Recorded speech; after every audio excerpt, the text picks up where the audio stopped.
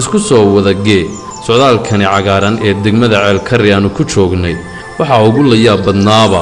waraysi na dhex maray laba nin oo isku da'a balse midna yahay mid aad u gaaban midna kable kaatelelaayahay balse labada nin da'doodu waa 18 jir labada nin ee idin muuqda oo degmadani ku dhashay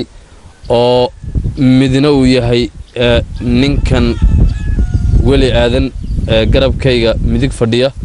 oo ah ninka aan isdhihi karno deegaanku ugu gaaban yahay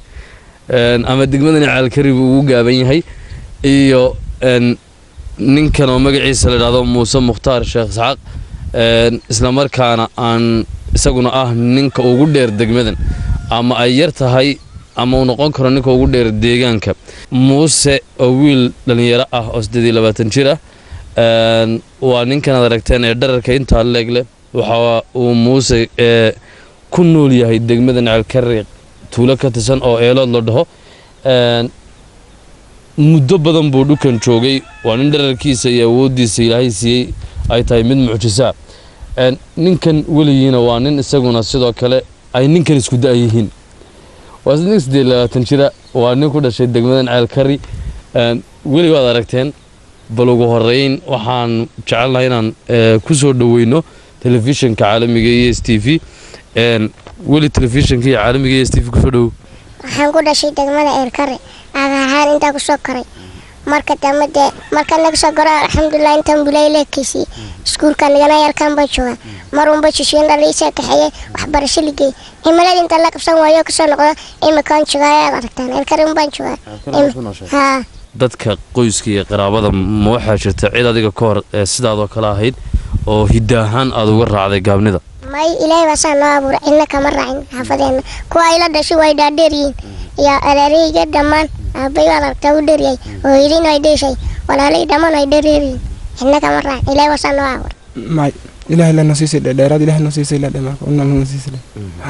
mashak miya jirta dhibaato oo kugu hayo gaabnidani wax dhibaato ay ku haysaa miya jirta may wax dhibaato ay sama jirto dibna waxa leeyahay ma dhimayso ku faraxsanay dadku waxay qabanaan wax qaba oo ku faraxsanay waan ku raaxsanay aniga dib ma qabo qoyso ilaahay waan ku mahadsaday dib ma qabo gaabas dib ma naga ridde ha dagwalay way ku faraxsan wax dhibay wax rabashay ma jiro iyo kuma rabshan isku wala noolay dadkii marka dheerusa kayna la yaab ku yaalde dadka kale la yaab ku aan waan ka laakin ku mahadsanay oo ma jirto ilaa iyo hadda wax kab ah oo leekaatay oo ninkan uu intii uu noloshiisa jiray uu arkay waa inta badan cagaaga ku socda dhul buural iyo cagaagan kaga dhaadhaca haddii ilaahay uu ku siin lahaa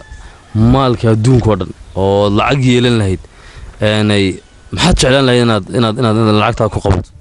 dadku qaata yiri marka miskiinta iyo marka siisi dhamaan soo sadag iyo marka taasoo weelay waa labada nin oo isku degmaa isku da'a laakiin farqi weyn u dhaxeeyo dhanka dhararka oo dhanka abuuritaanka Ilaahay weeyaan waa mid ka mid ah mucjisooyinka degmadani ceelkarri waliyow maxaad ka cadhootaa markaad cadhootase maxaad samaysaa markaan cadhoono qofkan cadhoono in aniga dilun baan ka jeclay waxaan hayo inaan ku dhufto mooyeeno kaba noqonayo markaad cadhooto Muuse markaad cadhooto maxaad samaysaa shubka inta dhaafay marka waan taag ugu shiday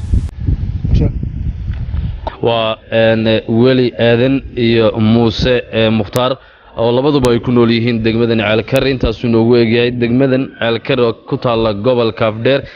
masaafo ku dhawaad 1 kilomitir u jirta degma xarunta gobolka deegaanka ee magaalada Jigjiga ayaa waxay tahay degmo waxyaabo fara badan oo qadiimi laga helo isla marhaantana